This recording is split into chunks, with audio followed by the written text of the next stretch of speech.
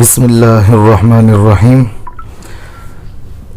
کسی عزیز نے سوال کیا ہے، ہندا کو کسی بات پر غصہ آ گیا جس کی وجہ سے اس کی زبان سے یہ الفاظ نکلے، مجھے اللہ پر غصہ آ رہا ہے۔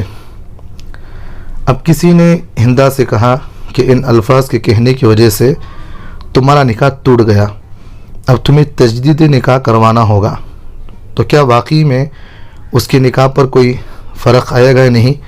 جواب دیں، عین نوازش ہوگی۔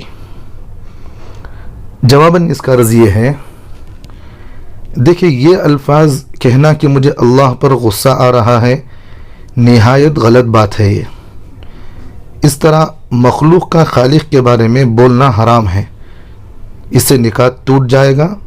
نئے مہر کے ساتھ نکاح کرنا ضروری ہے، اس لیے وہ نکاح کر لے۔ اللہ ہم تمام کو عمل کی توفیق عطا فرمائے۔